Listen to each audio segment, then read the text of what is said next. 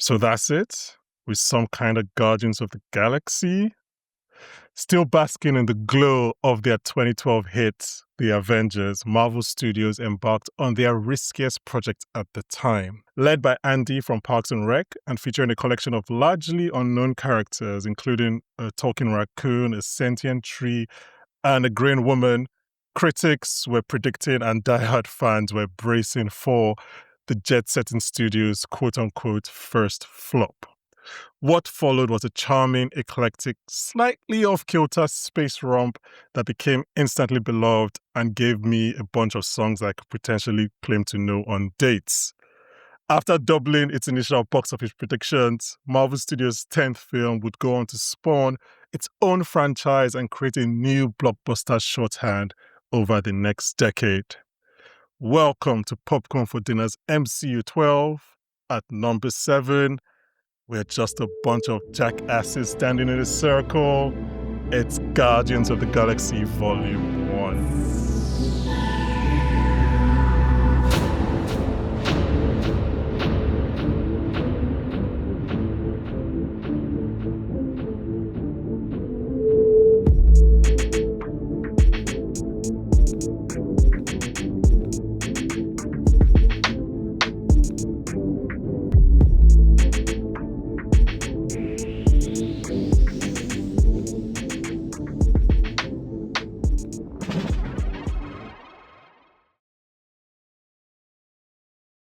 I think that was the best one. Yes, that was incredible. Oh, thank you. I'm glad you could. I just need friends that can lie to me, so thank you very much. I'm a sucker for the Iron Man one, but I'll let you have this one. I'm once again joined by Steve and Ebuka, and for this one, we're going all the way to nowhere to bring a friend of the podcast, who I'm hoping you guys know about right now. It's William Goodman. William, hello, welcome to MCU 12. Sincerely happy to be here, but please call me Star-Lord while I'm here. It's Star-Lord, man. For anyone who doesn't know William, you can check out his writings at gq.com, at Men's Health. Why do I have the rap in my head? Have you written for the rap before? Yeah, television reviews. Okay. Yeah, the rap as well. So check out, and also check out Goodman's Good Ones on Instagram, his newsletter-ish kind of. Is it fair to call it a newsletter? Just, trying to have engaging social content. It's not really a newsletter. It's just an ongoing series. But yeah, thanks for shouting that out. We're talking about Guardians of the Galaxy Volume 1. We finally reached a movie that I think the internet will not be angry with us about having on our list. But again, fuck the internet. William, as we always start, why do you love this movie? So you brought up the circumstances in which this film kind of entered. So I do want to use this to set the stage. 2014, when this came out, was big year for Marvel. Marvel's hot off the success of Winter Soldier. They are in a bit of a heat check moment here. My experience with Guardians of the Galaxy stems from the 2008 comic book series by Dan Abnett and Andy Lanning, with art by Paul Pelletier. Sorry. And so I actually read this comic book as it was being originally published. I started going to the comic book store pretty consistently in 2007 once I was working and had a little bit more money in my pocket. And there were two series that really, I think, got me into reading comics on a consistent basis. One was the Jeff Johns, Ivan Rice era of Green Lantern, which was very cosmic in its nature and scope. And then that extended on the Marvel side of things to this Abnett and Lanning run of Guardians of the Galaxy, which spun out of a big cosmic Marvel event called Annihilation, and just tried the book on a whim and really fell in love with that first issue, which features at its core the same 5 Guardians that we see here. It's this cosmic team. There are plus or minus a few people. Adam Warlock is involved. The team that you see towards the end of Volume 3 is a little bit more representative of, even down to the costumes that they're wearing, a little bit more representative of what the actual comic book team was. But the Gamora is there, Star-Lord is there, Rocket, Groot, Drax. Those 5 are really present. And so it was one of those things. I loved that comic for the sci-fi space opera-y action adventure that it had. And so when it was announced that this was going to be a movie that they were doing, I think it was one of those things where knowing that it was going to be loosely inspired by that Abnett and Lanning team, I was pretty excited, and also knew that, okay, if this works and audiences accept this, Marvel ostensibly has a blank check to work from moving forward, because this is pretty out there, and both literally and more metaphorically. And if audiences can buy into the emotionality of a sentient tree and a talking raccoon, then anything is fair game.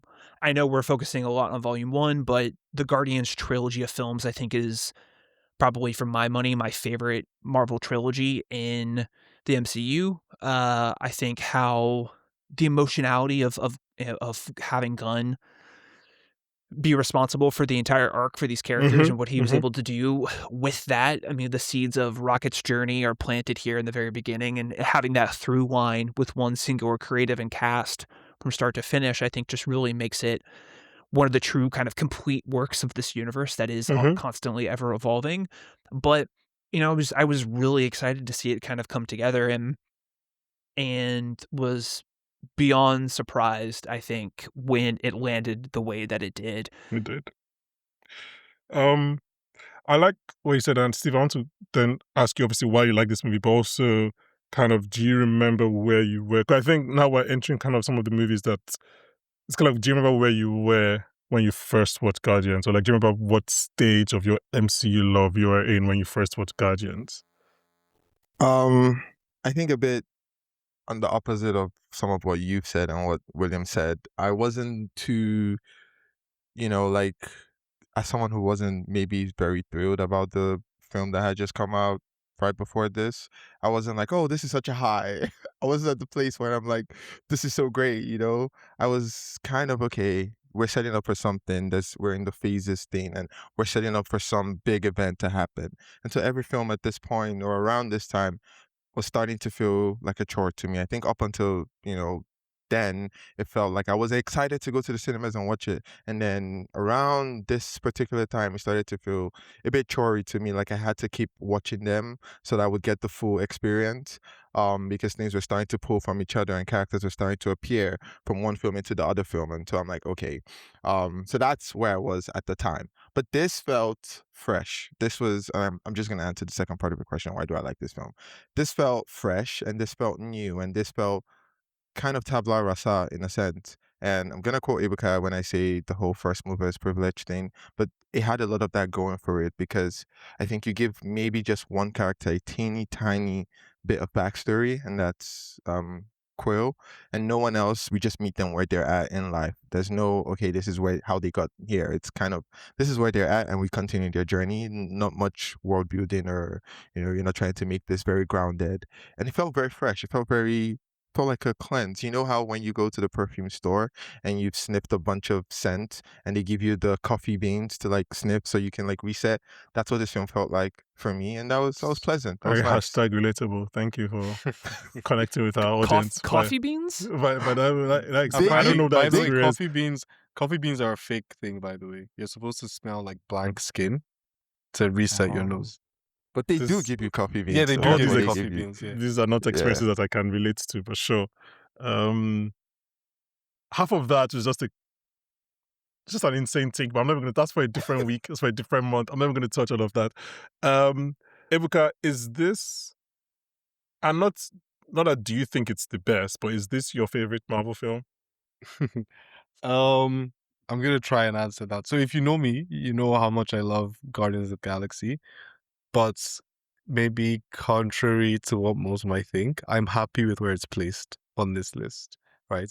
But it is maybe the MCU movie I've rewatched the most, and so it's not the best, but it's one of my favorites. I Yeah. would say maybe, yeah, but I don't think it's the favorite. Top 2, top 3 for your let's just say it's one of favorites? the, let's just say top 5. So that's why I kind of like where it's placed. One interesting thing I would say though that I just realized when everyone was speaking is that I think I would credit this film for making me the semi-cinephile that I am now. Oh, that's big And praise. I say this because I think, Banky, me and you have had this conversation.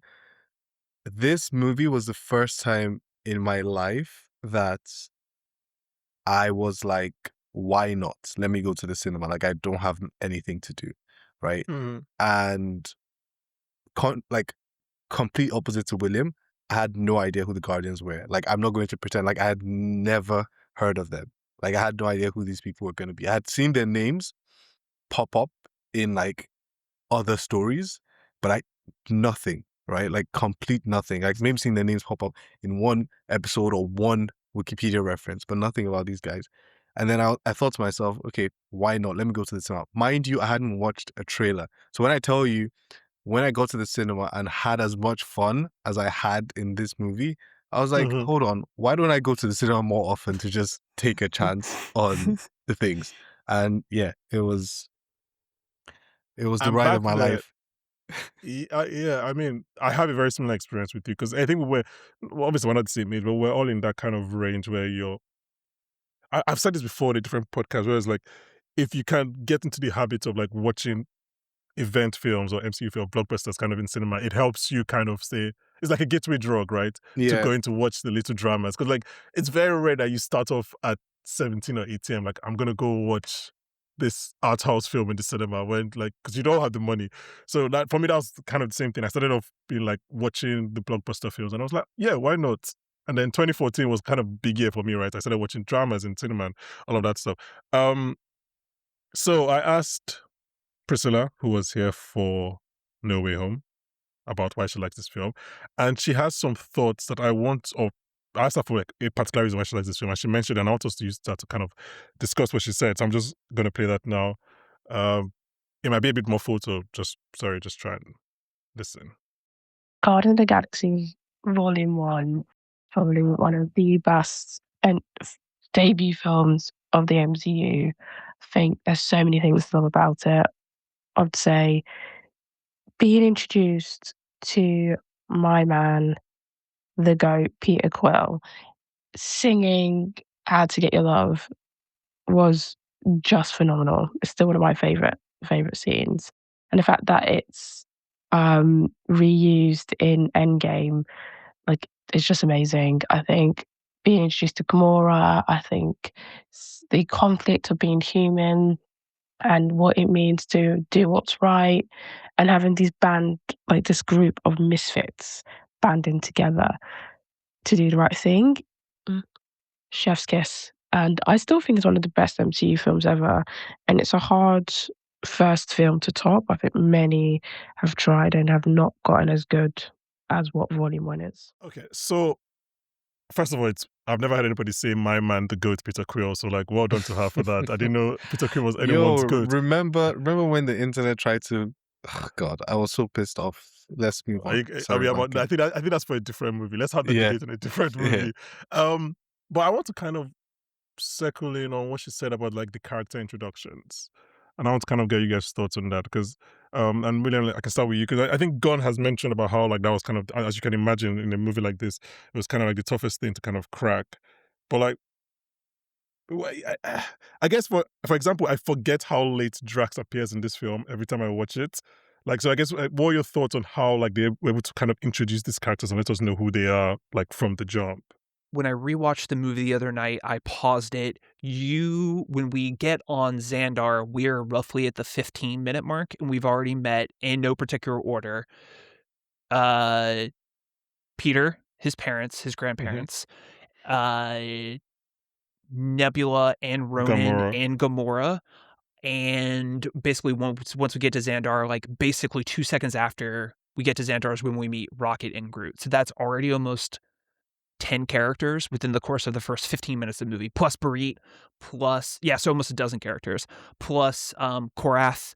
So there's just a lot of information that you're just immediately kind of assaulted is too strong a word, but it is, I think it does really push the viewer to kind of keep track of everything that's going on. I think it can be a little disorienting to track all of those things, which is why I think it's good that the film has that extended dance sequence, because I think it helps kind of deflate that a little, the intensity of meeting all those different characters, because we have Peter as our kind of POV character who is then also experiencing all these different kind of other characters as they intersect with him at that point.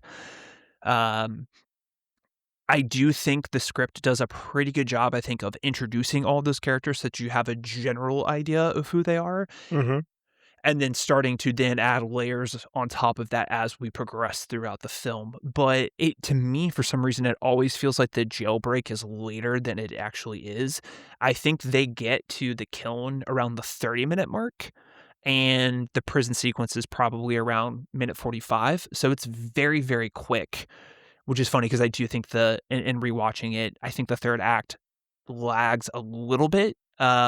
Even if it is very different in tone, I think, from some of the other third act Marvel movies that we had seen prior to this release and even after its release.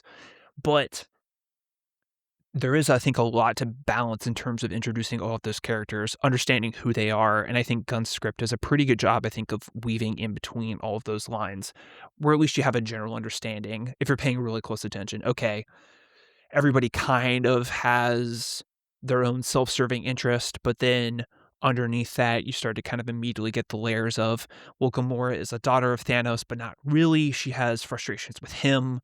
Everybody's kind of mad at Ronan. Drax wants to kill Ronan, all these different other things. But there is a lot to digest within that first 30 minutes. Yeah. And it also just like, obviously we left Earth a little bit in Thor, and Dark World is what, 2013?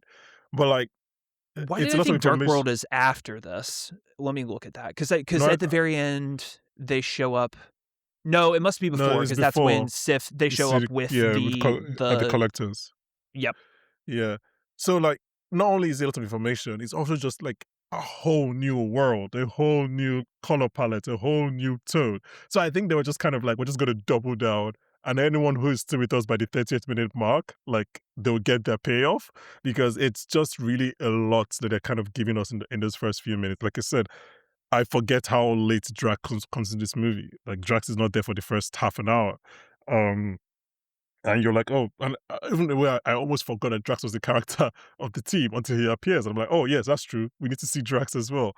But I don't know, Steve, how many times, because I know this is one of the movies that you've watched a lot? I've Like the watched this things, quite a number of times, yeah. Funny enough, I think I'm on the same level. It's not like, I don't think it's like, contrary to Ebuka's feelings, I don't think it's like, near my favorite or one of the best ones. But I'm constantly at, this is refreshing. This feels like a palate cleanser, and this feels like, I don't feel like it's too much work. I don't feel like it's too much being thrown at me. Like, I agree what you say about the first 15, 16 minutes, because I think I also paused it around that time, like, well, okay, like, there's a lot that's happened up until this point. But none of it feels like it's too much being thrown at me at the moment, because again, we meet these people just having regular conversations, or Rocket is making fun of Gru and they're just talking. I'm like, haha, or chuckle. And I think another thing that the script does so well, I think we'll talk about this, is because it's the first film in the sub franchise, there's bound to be a bit of exposition, but it makes it's interwoven into the dialogue and into the plot in such a way that it doesn't feel like they're doing exposition. Like, it's not like, okay, Endgame, where these people are just talking back and forth for like an hour, and about all these concepts that we know they're telling us this so that we have an understanding. But if you removed all of this, like, the film is still like, in this film, all the stuff that they're talking about and all the concepts are so woven in such a way that that's the film. Like, it's interesting and it's funny, and the joke is in the exposition in a way that it doesn't feel like a bore. It doesn't feel like too much is being thrown at me. And so, again, like, it just feels refreshing. I think I do have some problems with like some of the choices that Gunn makes, or Perlman, whoever makes those choices, and that's why, like, I don't have it like all the way up, but I watch it and I'm able to look past them, and it's fine. Like, it's good, you know. And yeah, the way the characters are introduced. Last thing I'll say is her. The way the characters are introduced, I felt like there was a difference between the people that are supposed to be good and the people that are supposed to be bad are introduced. And that's why the first time or the first few times, the way Drax is introduced is kind of similar to the way Ronan and Thanos are introduced, in that it's like someone like, okay, Thanos was facing behind and then like they were talking and talking and then he turns around in this very ominous way. And Drax was like behind someone and the person walks away and the camera locks in on Drax in this ominous way. And so because he's supposed to be bad and he's threatening, but then converse to all the good people again, quote unquote, it's like happy go around. One is dancing, one is drinking water from like a water fountain, and it's more chill and more, but then over time Drax becomes good and becomes one of the good guys, and so that changes. But yeah, that was the only thing I noticed in terms of their introductions. I feel like William wants to say something. Yeah. Just super quickly, I'm with you on the exposition part, with the exception of the Infinity Stone sequence in the Collector's gallery, Yeah, for lack of a yeah. better word. That is a real moment where I think the movie grinds to like a complete halt for an exposition dump. I think it's done better in terms of some of the stuff in the early bits where they're introducing Ronan and even the conversation with Thanos, and I think how Nebula and Gamora are kind of introduced with Ronan and talking about being daughters of Thanos and stuff like that. I think that's well done. The exposition stuff with the Collector is like pure exposition for exposition's sake, and I do think that's handled like pretty poorly. Also, very famously, Gunn wrote that in like an hour and a half before they shot it. So not surprising to me that is maybe not something that has had the most like passes on it in terms of trying to make it seem a little bit more naturalistic, even if there are jokes within the course of that. It does feel close to that end game, sort of like we're gonna stop here and really explain what we're doing. And so I did just want to flag that for me. Yeah. That is a moment where even I think in the theater when I saw it for the first time, there was a level of excitement of, oh, we are getting the Infinity Stones. That's really, really cool. Watching it now, 12 years later, that's a real like It is time for a jarring. I'll bathroom give you break that. moment. But then Yeah, also it you is get credit jarring. you're doing. It's beautiful. Exactly. It's- exactly. That's literally what I was gonna say. It was worth it. Oh, it was actually. You know what? It was not only was it worth it for that. It was worth it because I didn't catch this until recently, where like you see Rocket mimicking him, Yep. and I was like, so was that something that Yes. Sean Gunn did on set? It was just anyway. But no, you're right. It is exposition, but it's one of those things that like is important for us, like being the first time I'm watching it and like for the story. But then we're like, ugh. And the second, third, fourth time And- watching, you're like, okay, let's just this is bathroom break kind of period. But I feel like that scene had the fact that the whole thing happens with the assistant in that scene allows me to forgive the exposition. It's not like he just told them, hey, this thing is dangerous. And they're like, yeah, actually, let's, Well, there's a character go away. payoff. Yeah, exactly. There's a character and story thing, something that nobody really expected, right? Like, I don't know if this is a story beat that's happened in the comics or in something in the past, but I was taken aback when the assistant actually did that. Basically committed suicide.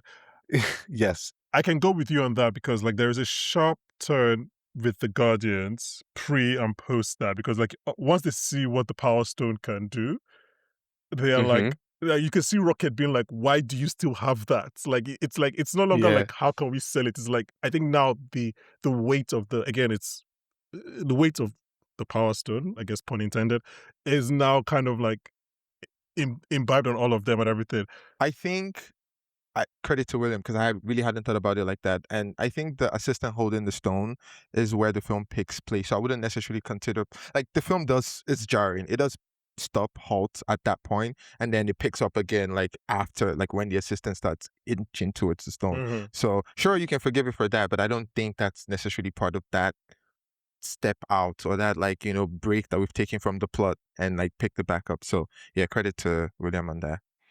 I mean, the introduction of it and showing it that level of seriousness, I think, is a good result for that scene to kind of culminate in, combined with, I think, just a really brilliant storytelling choice, which is like, how do we get Ronan on this planet to basically confront them and get the Power Stone and set the third act up is to have Drax have this moment of stupidity. Like you typically see those kinds of moments where a character, like in a horror movie, right, where the character never leave the house, and so you're trying to find a way to kind of keep them in that space so that the haunting or the axe murder or whatever horror conceit you want to have can still exist. To have Drax basically drunkenly decide that he wants to fight Ronan at this point is a very clever way narratively to then set up the third act. Also have that fun chase and have some real stakes with Gamora and Peter out in space. Like, I think part of the reason why it does stand out so much is because of everything that comes after is like so well thought through and set up that one moment is, I don't want to say it ruins the movie for me,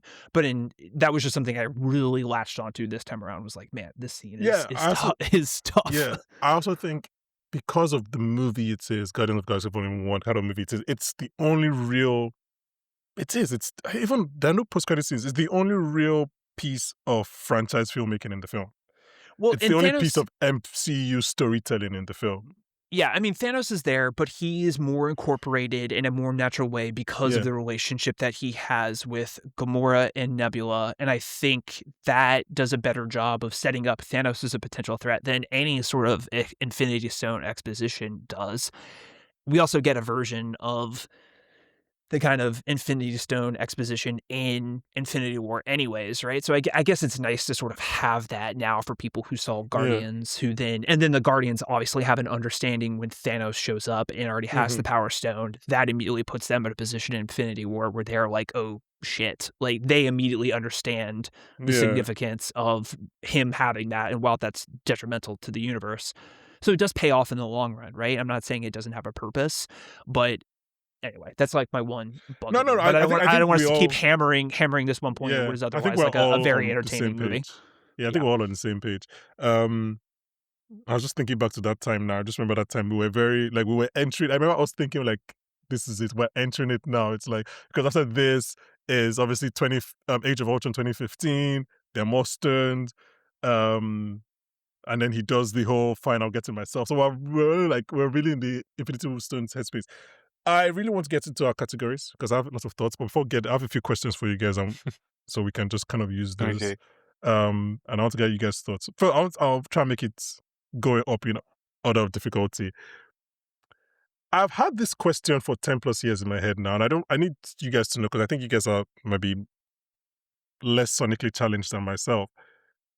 Is there a bit of the Avengers theme in the Guardians theme? Like, is this my ears? So when I watched it this time, I felt like I heard something, but I don't know how or why they would have done that. Let me put it that way. I've always heard it, like from the first time I watched this movie. But it annoyed me. Let me say I didn't like it. That's why I said I don't know how or why they would have done that. I didn't like it. I think it's that there's that. But I heard it. There's that kind of arpeggiated sequence where it's like the da da da da da, which sounds very similar, I think, to part of the Avengers theme.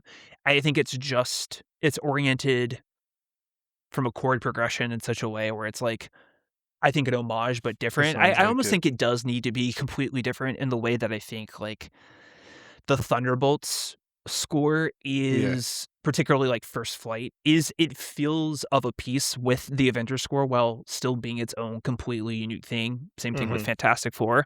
I do think it needed to differentiate itself a little bit more than what we get here, but I still think it works pretty well. Although I was remembering when I was watching the movie the other night, I do remember that Guardian score, but I think I maybe speak for all of us when I say the music I remember from Guardians is not any of Howard Bates' score. It is the Gunn awesome I'm sure we'll get to that stuff. Yeah, I'm sure we'll get to that. So what you guys saying is just basically an Ed Sheeran, Marvin Gaye kind of situation where all music is written the same way, and it's just like, it's not really like the same thing. Okay, next question. Who has a worse 24 hours, Peter or his grandfather? His grandfather. Absolutely his grandfather. He loses. No, he loses his son and his grandson and his daughter in the course of like a 30-minute period. Yeah, like he thinks his grandson is to a different planet, bro. Okay, so this is why the question is here. His granddad, but I just feel like imagine you just lost your mom and then you look around you and you see fucking aliens, bro. Bro, come on. Like your mom just died, right? And you didn't even get to say But- goodbye the way that you wanted. And then next Yeah. thing you know, But I feel like UFOs. at that age, yeah, I feel like that's crazy. Guys, That is a what really hard children one, are actually. children are resilient. So you're about to say that at that age you can. No, I was gonna say, I was gonna say at that age, maybe. Would you even be excited about seeing aliens, or would you just straight up panic? I would be No, actually, terrified. No. Definitely his granddad, because remember, his mom always told him his dad came from the stars, so he would actually have been a little bit excited. So I think the answer is his granddad, because Peter would see these aliens and think, my dad has come to get me, and Yondu would tell him that your father sent me to get you, so he would feel like he was being saved. And he's finding a parent after losing one. Yeah. Yes. I think so it's definitely granddad. his granddad. He lost his daughter and his grandson like very quickly. I think it's granddad. And you know the worst thing that can happen, not to get to, is like to have someone go missing, because you'd never know what actually happened to them. Yeah. So Weapons 2025. Yeah. Should they have given Yondu the stone, knowing what we know happens the in end? Infinity War? No, I think the best. Yes. No, the best choice at the time was to have it basically put in high security prison. Well, like security was not that high. Like Thanos got it off screen. That's what I'm trying to say. Like he didn't move. But Yondu died at the end of 2, so like where was that going to go after he died anyways? But The he would have Ravagers sold would have it fought to over it. have been somewhere in the universe, harder for Thanos to find. Yes. I mean, Exactly. Like a Sinbad One Piece type thing, where it's just somewhere in the vast, in a random planet that Yondu forgot it at, and only he knows where it is. I mean, Thanos was going to get it regardless. Like I don't, to me, it doesn't really matter where it ends up. He was going to find it, whether it was still on Morag or on Xandar. He was going to get it before anybody else could. Yeah, I think they made the right choice. I think the right call was to keep it with in the high security prison that apparently wasn't so high for that exact reason. William, Thanos was going to get it regardless, right? Infinity War Endgame, we know he was going to get all the stones regardless of who was keeping it or whatever. Killed less people though. He was going to get it. My thing is like the what was the name? Xandar, is that the name of the planet? Yeah. Was Ronan couldn't defeat them without the stone, right? He needed to go to Thanos to get the stone. So these people were probably a bit stronger than we're giving them credit for, right? And they were all scared of them. When they got arrested and all of that, like they acknowledged like this is a really bad thing to happen to us. Like these people are probably not just we can just steam over or roll over these people quite easily. So I think in their heads and in their minds, this is the most secure place that we can keep this powerful tool of destruction. So I think they made the right call. Giving it to Yondu, it would have ended up probably in Thanos' hands sooner, just because he would have sold it to a higher bidder who with less security than that. So yeah. Okay, so our warm-up is done. We've stretched. I'm going to ask a question that may end this podcast potentially. I don't know. Let's see what happens. Who is the better comic book movie film director? James Gunn with Suicide Squad, the 3 Guardians movies, and Superman. That's it, right? Yeah. Okay. Or the Russo brothers with Civil War, Winter Soldier, Infinity War, and Endgame. Who goes into the Hall of Fame first if the world was to end today? Today. So before Doomsday comes out. Can I abstain? No, I'll have Can this I discussion. abstain too? Well, I'll have this discussion. This is before Doomsday and Superman 2, Man of Tomorrow come out. Who goes into the Hall of Fame first? Russo's. Anyone else have? Yeah, I know whose films I have a tendency to like better. I think this feels like a bit of this. It feels like a bit of an apples to oranges situation. I think at the time, okay, so I think this is the comp you have to make, right?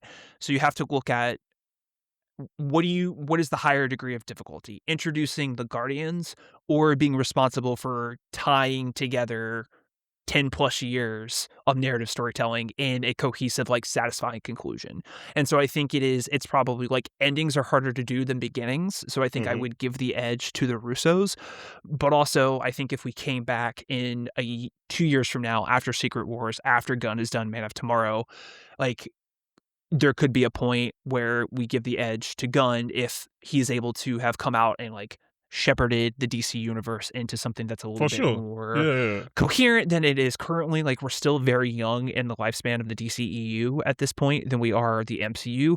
There's also a chance that the Russos could like absolutely bend it down the stretch with Doomsday and Secret Wars. Like, I still remain very dubious, more so Hold of on to Doomsday that. than Secret Wars, Hold candidly. on to that.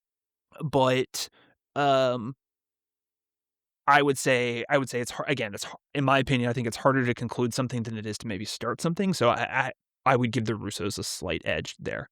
I think the populist answer is going to be the Russos, but I don't think that they're necessarily. I know I prefer Gunn, obviously, but I think I look at Gunn as Moses, right? And Moses was the one who led the Israelites through the wilderness for 40 years, right? And in this Okay. case, Gunn is doing it, or Gunn has done it in this sub-franchise, and now he's doing it for a whole other, DCEU.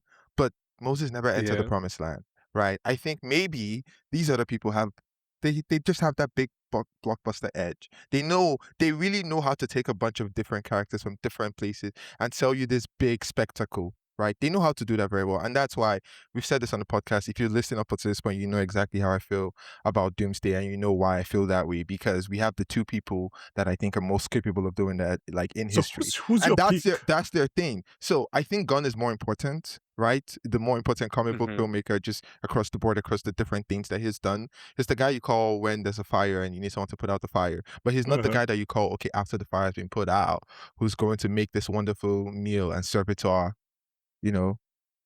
guests. So that's how I feel about both of So them. who's your pick? I'm not sure if I know who your pick is. I think Russell's enter before him for that reason, Okay. because that's the more populist answer. But I think Yeah. Gunn is the more important, entity.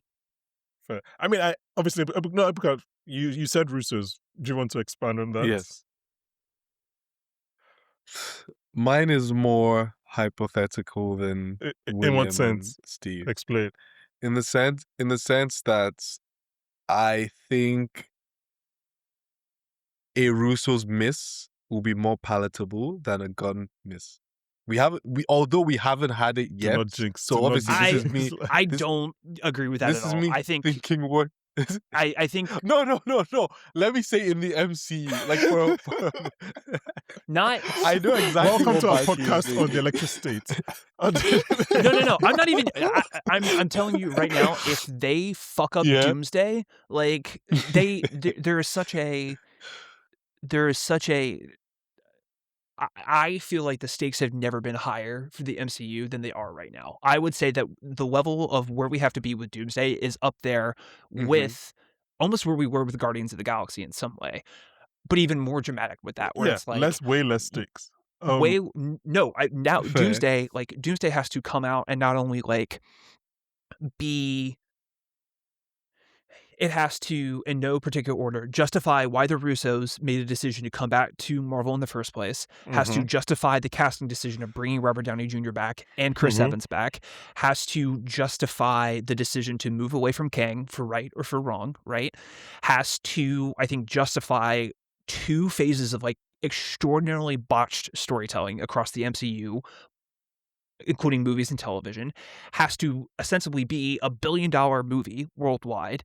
William is scary. And set up a sequel that then has to turn around and do all of those things again. It basically has to be Endgame, but bigger, and be a satisfying conclusion to like whatever stealth reboot that they're going to do before the X-Men come in. So like the degree of difficulty has never been higher. Like the Russos cannot afford to fuck up Doomsday and Secret Wars, or there is like going And to yet be they shall. I mean, I don't think so. My understanding that's not what Ibuka is saying though. Ibuka is saying like when the Russos miss, right? It's more palatable to the audience than when Gunn misses. I don't think. But the situation is different now. It's not about the stakes. We have to frame it within the course of the MCU. I think James Gunn can go out and make a James Gunn movie that is not related to a DC thing and have a miss, and that be fine, right? Like I think that is perfectly okay. But we have to look at it as like a true 1-to-1 situation where it's like Gunn can have Man of Tomorrow, I think, come out and maybe not be as good for whatever reason. And I think the DCU EU can continue on. The Russos have to nail Doomsday and Secret Wars. Like there are no ifs, ands, or buts about it. I'm not going to change my answer, but if I was going to change it, now that I'm thinking about it, the one thing I would say is that I am more excited, or would be more excited for Gunn to handle other characters than the ones he already has, than I would be for the Russos to have their own Guardians movie, for example. Like, I would like to see a Gunn Captain America. I think what I think you're saying, and let me know if this is correct. I think you believe more and you like Gunn's individuality and kind of like, for lack of a better word, quirkiness or whatever, but you kind of see Russos as like stable, maybe yes, palatable, maybe bland, safe hands. Is that kind of, so like a Gunn miss could be something like, for me, let me just say, for me personally, the Peacemaker finale, where it is like very much Gunn's like instincts, but it's not, I'm just like, meanwhile, like the Bristles are so safe that their miss is probably not going to be that drastic. Is that what you're trying to say? Yes. So I would agree with that. I think the Russos have proven themselves to be like stable.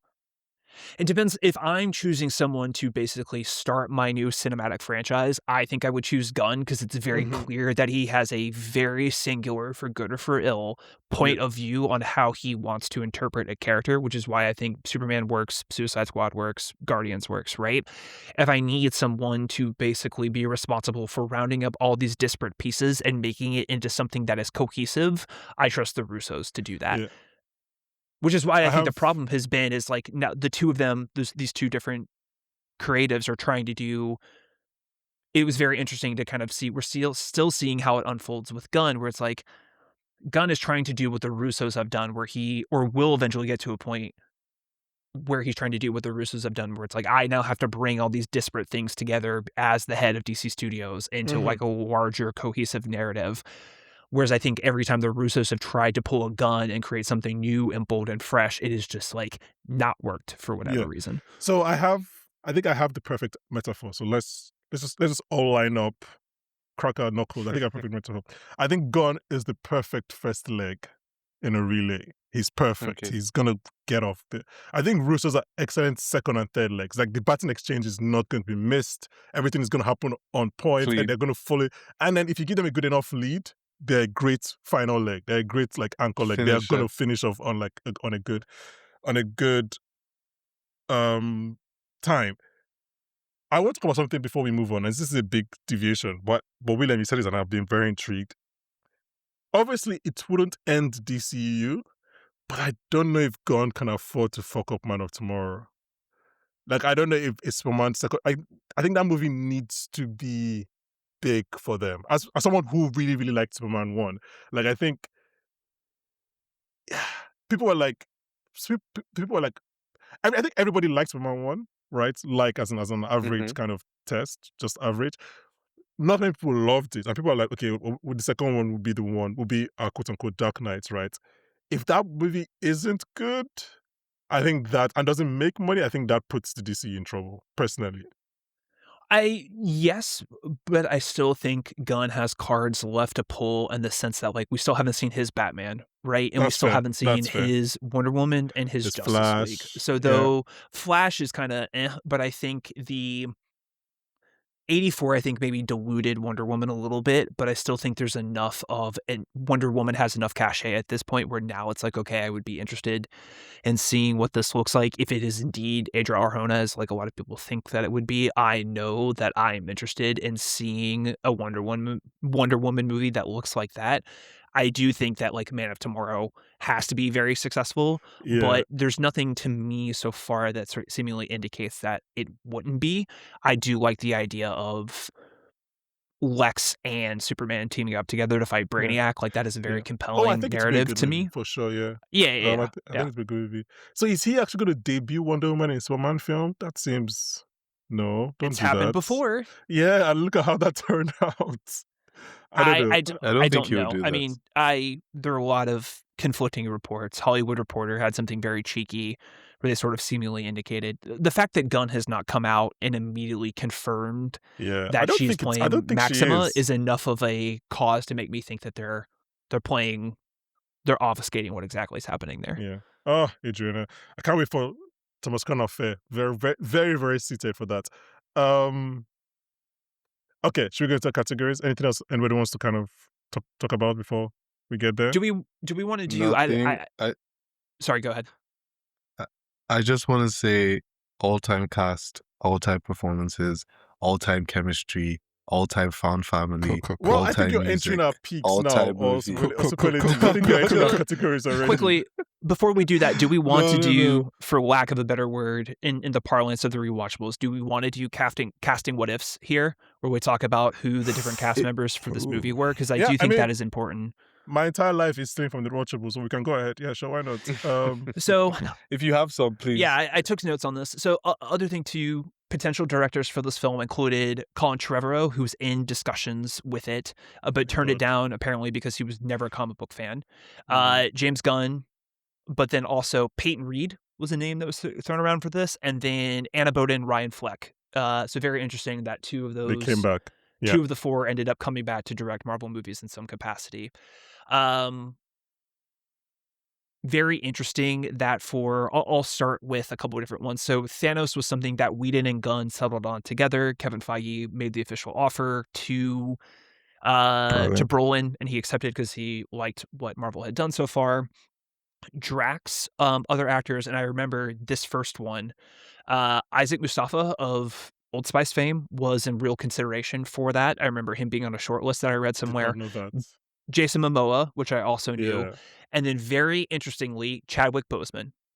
Which would have been, I wonder what the sliding doors, to borrow another ringerism, looks like if Boseman had been Drax, and what that would have looked like for... I think Boseman went quite far. That was why Sarah Finn remembered him for Black Panther. Yeah. For Gamora, Zoe Saldana, Amanda Seyfried had actually been offered the role, but ultimately decided that she didn't want to sit in makeup for as long as she would needed to have done to take the role. Lupita Nyong'o was also in the mix for this as well. But Seyfried also admitted that she thought the movie was going to be a flop, right? Like everybody else. I believe so. Yeah, she said that, I think, during the whole housemaid press tour, I think. Yeah. Star-Lord is the one that really, I think, every white male in Hollywood was really considered for this role. So Glenn Howerton, very famously Gunn's second choice, but the names also included Lee Pace, who I think was probably third if I had to ballpark it. Yeah. Joel Edgerton, Jack Houston, Jim Sturgis, Eddie Redmayne, Zachary Levi, Adam Brody, Joseph Gordon-Levitt, Michael Rosenbaum, and John Gallagher Jr. before Pratt was brought in. There's literally nobody on that list that I would have wanted to see. But the point is that you can see two very different parts of that we're going for Star-Lord there. Like you can see the Adam Brody, Glenn Howerton kind of part, and then you can see the Lee Pace kind of part. Lee Pace, exactly. There are two very different parts that we're going for. I don't know if Edgerton could have kind of hit the comedic beats that I think Pratt does here, but I like him as, if you're going with, there have been versions of Star-Lord in the comics where, and this was also something that was in Perlman's script originally, but Gunn ended up taking out because he just didn't like it as much, but instead of being Ego's son, in the comic books, he is the son of this guy named Jason, who is the ruler of this intergalactic empire. If they had gone that angle where there's sort of this royalty, tortured prince aspect, basically, who's kind of running away, not unlike Thor, I think, kind of running from or feeling like he deserved the throne of Asgard, which is maybe part of the reason they looked at removing it.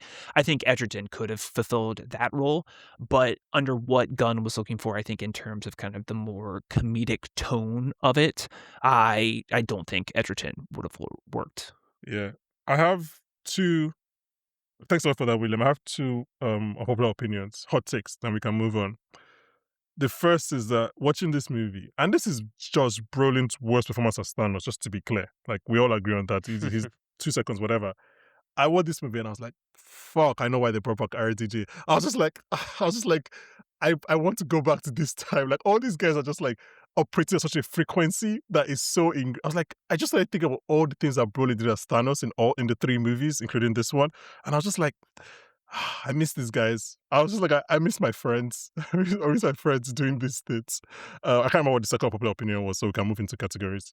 One last thing I'll say, and it will be really quick. I once told a really I was telling someone who had never seen Guardians of the Galaxy how much I enjoyed the film, and he was an older American man. And then he said I should watch Firefly. I never did get around to watching Firefly, but which is funny because I found out later that Joss Whedon produced or did Firefly. So yeah, I can see why he didn't produce. He wrote and created it. It was he wrote fully Firefly. his thing. Categories. Amazing. We start with best quotes. Anyone have anything they want to rattle? Hey, let me start with you because this is your movie. No, don't start with me because I'm gonna pick a really okay. You know what? Yeah, start with me. I'm gonna go really simple, and I'm so sorry, guys. My favorite quote in this film is, I wish I could do the voice. Should I do the voice or should I just describe I feel it? like you have my quote. I feel like you have my quote. Just go. Number one. It's my number one. I say that so much. Oh, yeah. Like, I don't understand how precisely exactly that. That is, I'm so sorry. That is my favorite quote. Look, I've held myself. I haven't done Bradley yet. I haven't spoken about Bradley Cooper yet. We're almost an hour in. You guys should let me, please.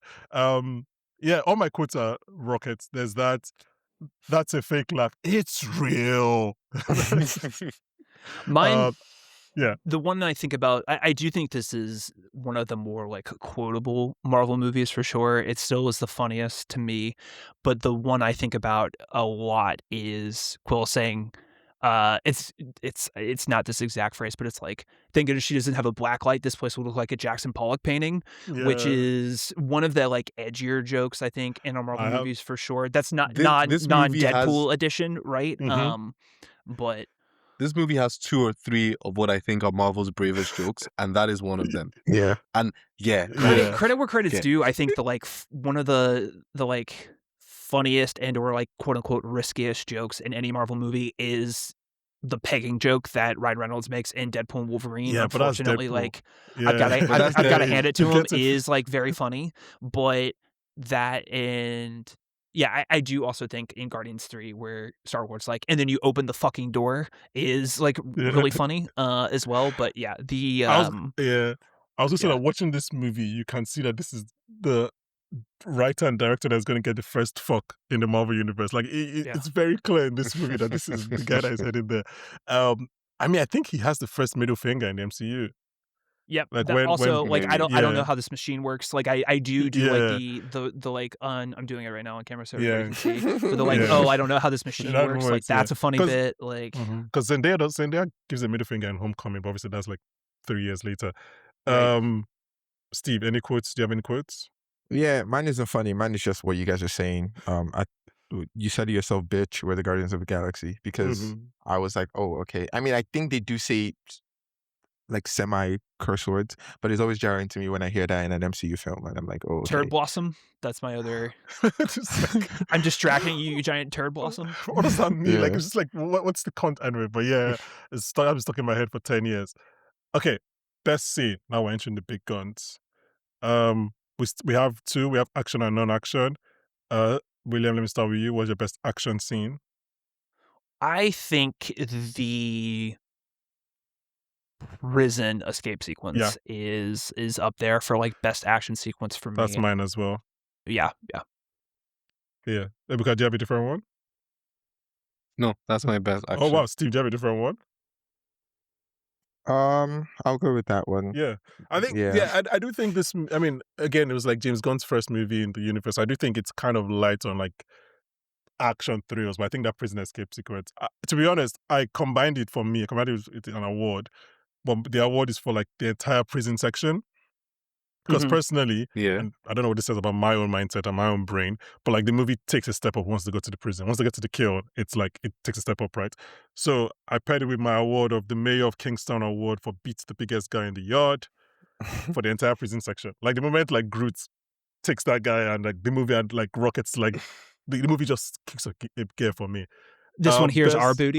I want to say, I personally would have liked to stay in the prison a bit more, so that's why that wasn't my scene. Like, I felt it was a different world, and I would have liked to explore them in the prison a bit more, but Groot speeds things up. And I think that was a writing choice. I have no insight, obviously, if it was or not, but I think that was a thing where, okay, look at the runtime, look at how much ground we have to cover. Let's just speed this up. But I Yeah. felt all the scenes in the prison yard were different, and we got to explore each of them a bit. Like we would have gotten to explore each of them a bit more as opposed to that. Yeah. So give us the 6-episode miniseries of the Guardians in prison as a flashback show. Why not Disney Plus? Or You've like a done worse what if, things. or like a Yeah, what if, you know? You've done worse shows. Best non-action scene. I'll go. Mine Okay. is the dance, Kevin Bacon, Footloose, you Really? know. Fuck off. You're joking. I'm so serious. Because I was so sure nobody would have that one.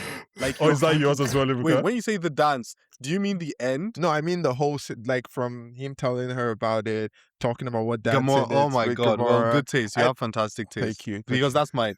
Yeah, and like the painting, That is mine. in the not painting, the space in the background, and them just doing that up until when she puts him down. It's just like, Yeah. I know you, pretty girl, all of that. I just thought that was That scene gets me every time. single Pelvic time, sorcery. every single rewatch. Yeah, Pelvic yeah, sorcery. pelvic sorcery.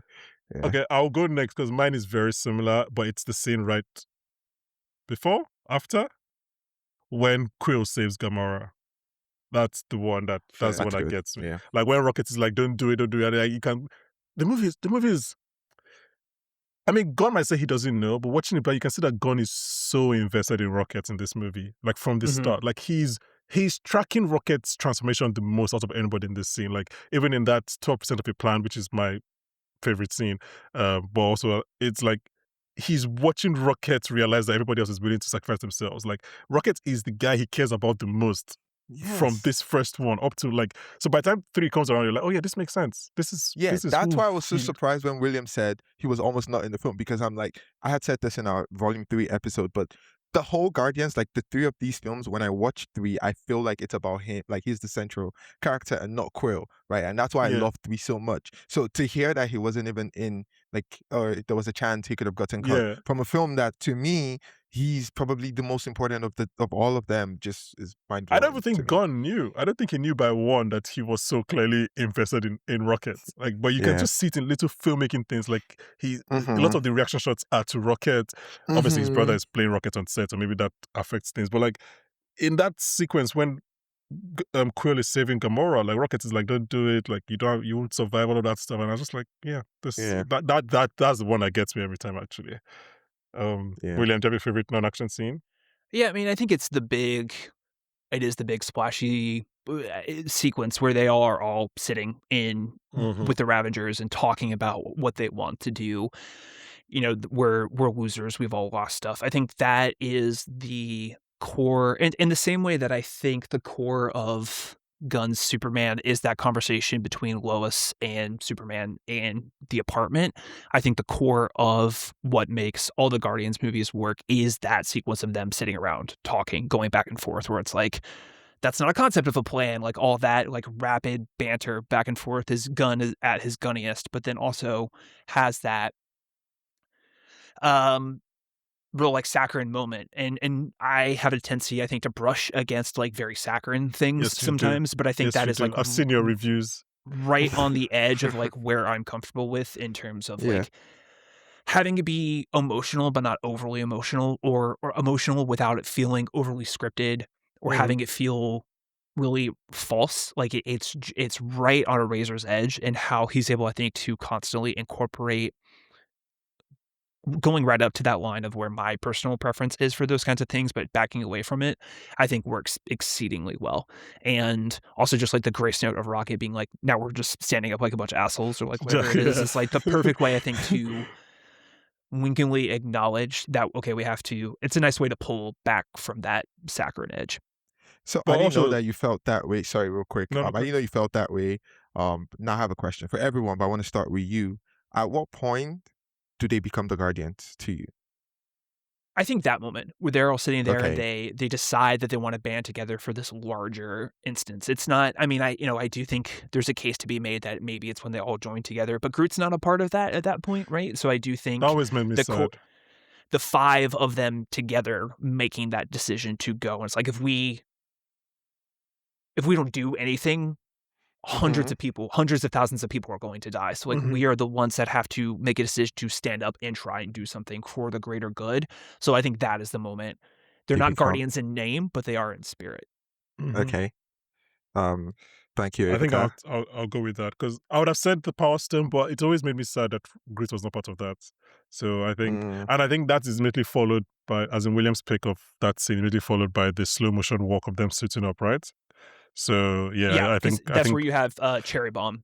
yeah, sure. Anyway, Cherry oh God, I bomb. have so many questions, but yeah, that'll be my pick as well. Yeah, Ivica? because you have a different pick when For they become Wh- Guardians. oh no, exactly that. Like when they agree to save Xandar Okay, and that's fair. suit Well, up. Steve, did you Continue. have a different pick? Yeah, no, to me, they became the Guardians in spirit when they opened the prison door and it's just the five of them. Because I think that's when they're united and have the same purpose. That's like the first time they have the same goal at that moment. In name and in action, maybe then or maybe even later, I would go with the Power Stone. Just But because then that's there's when the they whole acknowledge nowhere it. bits before then when they're like fighting each. I guess I don't know. They're Like, still so not before oriented then, after around that. a selfish, like they're only together so that they can basically get the money. I think you Yeah. have to look at it as when Yeah. are they together in service of something larger than themselves, Than which is them, when I okay. think they're That's fair. before that, where it's like at Um, that point, even in nowhere, or sorry, even in the kiln, that is a victim of circumstance situation. And how am I still like getting the money that we need here? Whereas them deciding to save Xandar is we are now putting our personal needs aside for yeah, the we're being larger, selfless. for something bigger. I think we should shout out in that scene, that 12% of the plan scene. Quill has a great speech, and not just great as in funny great, it's a legitimately great speech. But I also think like Gamora saying, I have lived my whole life with people I hate. I've rather die with friends, something like that. But Yeah. really, it's Drax saying, I'll fight with you, and then I'll get to meet my wife and my daughter. It's just like some truly choice stuff in that. Okay, MCU peak. For anyone who's ever listened to any of our episodes, this is where we discuss just answer whether this is the peak of a particular character, actor in the MCU. So whether not things that are coming up, or like so far as of June 2026, is this the highest points they've got in the MCU?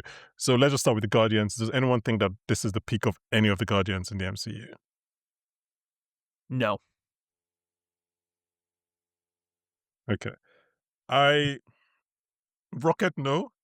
I think Bradley Cooper as Rocket, yes. No. But also, I wrote that down and I was like, I think I put in our Volume 3 episode that Bradley Cooper as Rocket, that was his peak as well. So honestly, I think my favorite Bradley Cooper performance is the one I'm watching at the moment. So I'm sorry. Let's just move on. Fair. I think just quickly, I mean, I wrote a piece about this for GQ. I think where we get 2 and 3, the culmination of Cooper's work, in that piece I posited that like he is, and this may come up slightly in my awards, so I may be tripping over myself a little bit here, but I think pound for pound, the best performance in the MCU has always been Bradley Cooper. I think the fact that he is I'm not able gonna to argue with you. render that much emotion out of a CGI character is astonishing. Volume 3 does not work without Cooper's performance, straight up. And I think also the choice to have him and Nebula be the only 2 Guardians that make it through to be an Endgame is like a critical cosign of his emotionality, and Karen Gillan's for that matter, by the way. It's very interesting to me that they were the 2 chosen. Not to say that like we know Batista, for example, I think can give really interesting performances across the board. But I do think that the Russos picked the 2 actors that they knew that were capable of giving really great dramatic performances in Cooper and Karen Gillan. So no, it can't be. In my personal opinion, I don't think it can be Rocket for Volume 1. It has to be Volume 3. Steve, were you going to say something? I was just going to say physically Groot. That's the only one. So I was going to say, for me, it's definitely, I think Groot peaked here. I think he looks the best here. I feel the most for him here. Baby Groot's charms don't work on me too. Teenage Groot, Teenage Groot. Yeah. Teen Groot in Infinity War. Jim Bro Groot is ugly. By the end of Volume 3, that Groot, I don't care. This is the one Groot that I actually do care about, and I actually do not like want to cover Fair. my eyes when he's on Did you see screen. the special? Yeah, but that's Jim Bro Groot though. Oh. Like, it's like bulk. Yeah, I don't like it. It looks Yeah. ugly. This is I just like this that. is the Showed I best think that was my Groot. best Groot, like emotionally, I guess. I don't know. Maybe. But I like this Groot. I fair. like this Groot. And then the little things of Physically, like I the think this flower for the Groot. girl. I like this Groot. Yeah. Okay, Yeah. Star-Lord as a leader, I think this is his peak as a leader. Not as a character, Okay. it's obviously not. Not 3? Does he really lead in 3? Like, Okay, no, let's say 1. yeah, Yeah. I do think as a 1. leader it's 1. Maybe it's Yeah. recency bias. 2, I mhm. think 2 is his sort of peak as a leader, because they spend so much of that movie all kind of separated. The fact that they are come back to him and as an acknowledgement of his leadership, I think is Fair. what makes 2 work. So we haven't spoken much about Karen Gillan and Nebula, but for anyone who's angry about that, we spoke a lot about Karen Gillan and Nebula in our Volume 3 recording, so you can go check that out. But I don't know, William, is there anything you want to say about Nebula and Karen Gillan in this movie? Like, I think her peak is either 2 or Endgame, honestly, and probably Endgame. Granted, it's been a while since I've seen Endgame, but like, she's one of the critical cores of, I think, a lot of the actual plot progression in Yeah. Endgame. So I think I would say that is her high. But she makes a great first impression here. Yeah. I have so many things I want to say, but I can't say them. I think we're going to rate this particular episode PG, so I probably shouldn't say those things I want to say. Let's talk about Drax. We can't do PG because it's had 2 F-bombs already. So yeah, okay. Then I can say that Nebula was just making me feel things that I shouldn't be feeling Oh, for brother, a half come android. on. Just like, hey, look, hey, I am just admitting things on it. It's just 4 of us. There's a Jeez. scene when she fights with Gamora and like she gets pushed off the thing and she's hanging Yeah. and like Gunn shut the angle in a way that I was like, I did not know that Karen Gillan had all of that. Like This I was not this familiar with idiot that. says, "Oh, brother," to me, and then proceeds to give an example like that. What you're not? That makes you worse. So I was like, you don't know. Should we talk about Drax? Let's talk about Drax. Drax flips mid-movie, which Mhm. I did not remember. Mhm. Like, I was thinking, I was like, okay, they have Drax as a version in 1, and then later they wanted to have more fun, like the Thor thing, and they changed him in 2 and 3. But I was like, oh, actually, no. Halfway through this movie, he becomes the Drax that we know for the rest of the movie. Like, and I don't know, does this make sense to you guys? Like, I didn't know that he changed his character type in the middle of this first movie. Is this anything? Is this new to you guys? Does anybody know what I'm talking about? Gunn definitely sets him up for more of the like literalness that we see in Volume 2, especially. Like, I think he realizes that some of the bits, like when they're in the plan sequence, Drax has the moment where he's like, I wasn't listening, I wasn't paying attention to what you said. So I Mhm. think that there are moments in 1 that then set up what he becomes in 2 and 3, but really Yeah. 2, where he kind of realizes what Batista's capable of doing and really kind of plays to a lot of those strengths. I do wonder if that is something that came out of testing the film, seeing audiences respond to in terms of what he's able to do in Volume 2 for the character. Yeah. If seeing people get more of those laugh lines, and then honestly pairing him with Palm in Volume 2 and Volume 3, I think like really Yeah. helps unlock their 2 characters in a really fun way. But yeah, I did remember kind of after the Ronin moment, that is where he really opens up and I think He is able becomes to less kind of the destroyer. he lets Yeah. go of his trauma a little bit more. Mm-hmm. Okay, I'm gonna go back a bit to Priscilla's voice note and ask you guys while we're on peak. Is this the peak of origin films in the MCU? In my opinion, it's just between this and Iron Man 1. So I'm trying to think of what comes after this as far Yes, I as think this is the peak. origins go. so I have 2 questions. Is the peak in origin films that's between this and Iron Man 1, then peak in debut Mhm. films? So that would include Iron Man 1, Homecoming, and Black Panther. So those are 2 separate peaks there. It's hard because I think what confuses things a little bit with Black Panther and Spider-Man is both of those characters get introductions in Civil War. So it's one of those things, there's a little less... That's why they're in debut films, not origin films. Right. I do think this is peak for MCU origins, because I don't think... I don't love... I like but don't love Captain Marvel. And so I think this is really... And I think the first Ant-Man's fine. Fun, but fine. And so I do think... And same thing with Doctor Strange. Like, it's just between this and Iron Man 1. Yeah, it's not this like... and Iron Man 1. Oh, okay. yeah. I thought you were saying to speak largely. No, those are the two best, yeah. I mean, it's hard. I think you, as with all things, like, you have to give extra credit to the one that does it first. So I think I would go Iron Man. Because Steve? Yeah. I'm Guardians, because although Iron Man wasn't a Spider-Man or a staple name, Guardians were even less of that, and they were able to draw in a whole new fan base. So I like your long explanation it to for it. So them. we should just say Ibuka like Guardians more. Full stop. Like, it's not really. Steve, I think character-wise, this films I prefer. Like, looking at the characters, there's films I prefer to a lot of these in origin films? Yeah, in like introducing the character to the MCU. Like right? what? Like, for example, this is just personal. I'm not saying it's a better film, but I like the Doctor Strange film, and I like that whole thing that they do to introduce that character in there. I think Iron Man also has more to lose as a film, like the story around the film and the introduction. And if that failed, the consequence would have been more severe than if this failed. So I'm gonna put that one above this, for example. And it really introduces that character and all of that a bit better. So I wouldn't put this up there, but I understand why she says that, right? I understand why, because it does everything really well and refreshing and all of that, yada yada yada. So yeah. Is this our final peak question? Is also paired with another one of my awards. Is the peak of Needle Drops, or also known as the Kendall Roy and Ibuka Namani All Bangers All the Time award to the soundtrack. Ibuka, rank your Needle Drops in this film. Wait, before we okay. Let me think. So, Come and Get Your Love is up there. I want to give it 1, but I feel like that would be unfair to just pick the first one in the movie, right? Okay.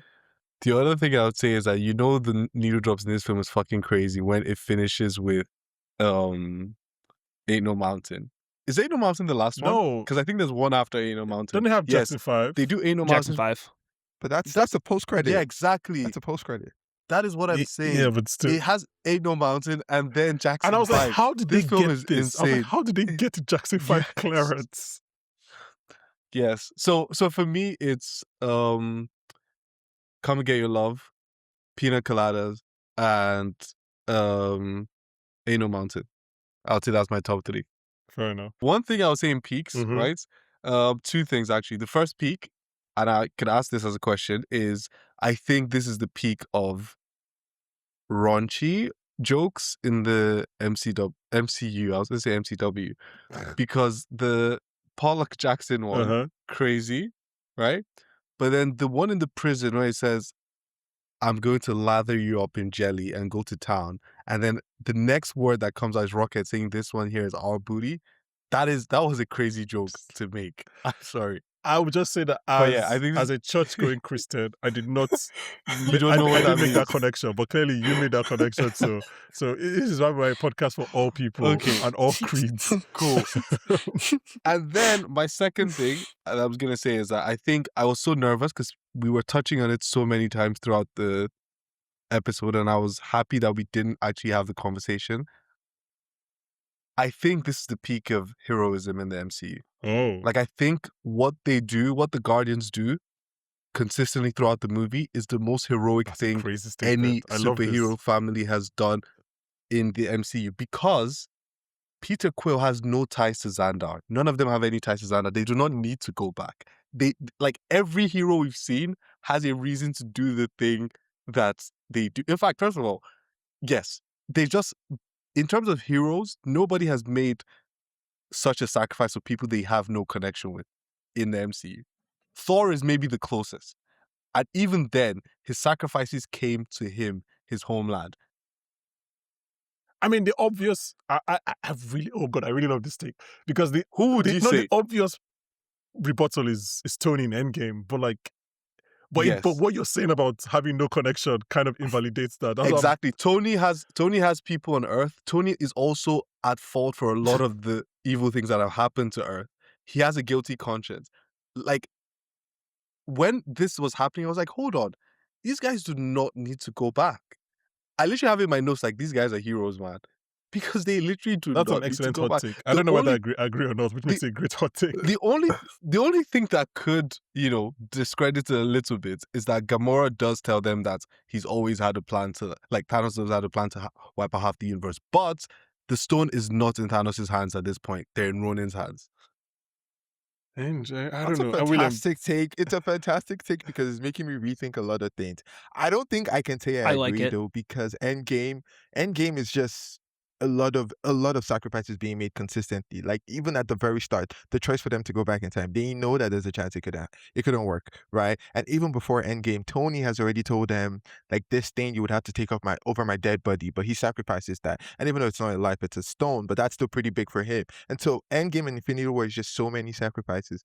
But when you put it like this, man, it's very hard to argue against. yeah, Like, it's kind of impossible But to this is argue. the most with. heroic thing. They did not care. They do not need to care about anyone in Xandar. No, I love this. They have no ties. It's like they decide to go back purely from the good of their hearts. Yeah, I can't really fight back on this. William, Yeah. do you have a rebuttal for us? Because No, I think this is great. it's an excellent take. I have nothing else to say. Yeah, well done. Well done on this take. Okay, so let's just run through the last two categories and then. Oh wait, hold on. I We'll didn't give my music ranking. Oh yeah, sorry. Yeah, so- go ahead. Oh yes. No, so I think for me it is. Oh god, now I'm blanking. Moon Age Daydream I really, really like just because I love that Bowie song. So I think Okay. that's having a David Bowie song show up in a Marvel movie is very, very cool. Samples. So I think Or that's rather, number his one. songs. Ain't No Mountain High Enough, and then Come and Get Your Love.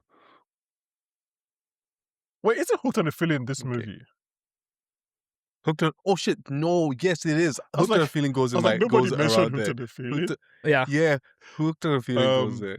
Yeah. Steve, do you have a different ranking of Yeah. this? Also, guys, speaking of heroic in the MCU, sorry to go Still on back. this I'm take. very sorry. Fair enough. Go ahead. Peter does something crazy as well by going to save Gamora, but we can skip But over that. that's the It's hero dumb. saving the girl. He It's was dumb. faking It's a dumb his decision. male It's dumb. appendage. Come on.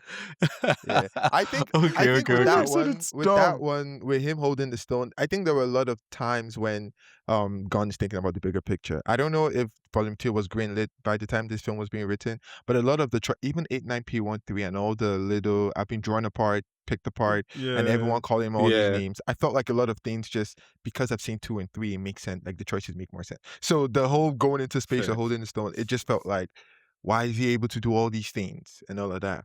I mean, they say it in Um, this movie though. They say that like you have He's special. you have something in Yeah. your DNA that is not completely human. So like from Yeah, there, at the end of the yeah.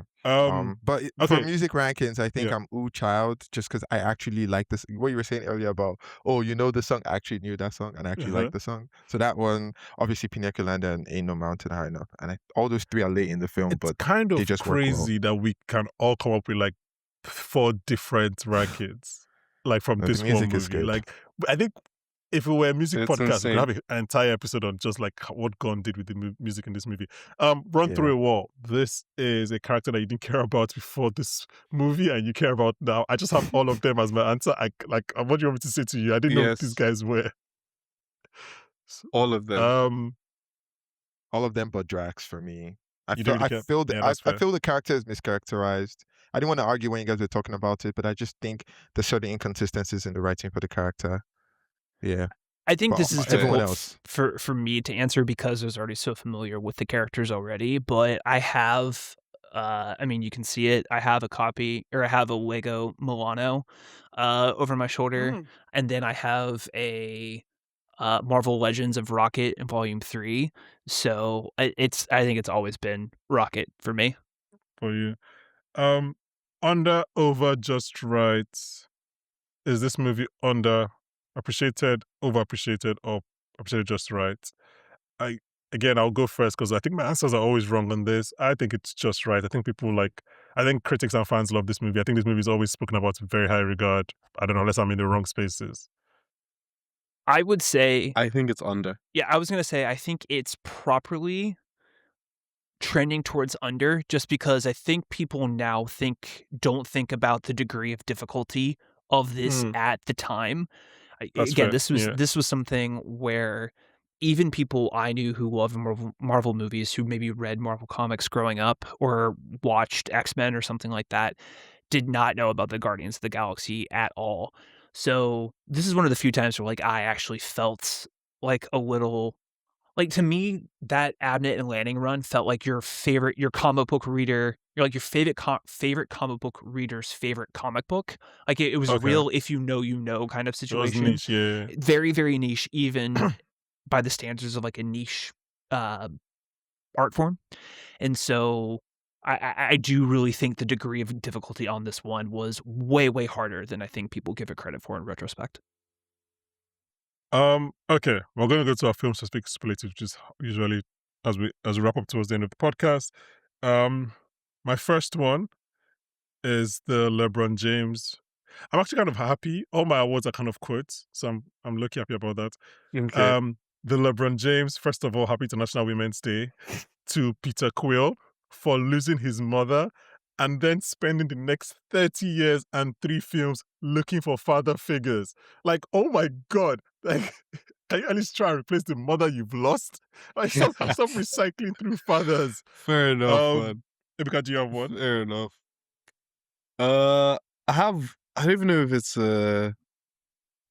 okay, so let me say this out loud and you guys can help me refine Okay. it, right?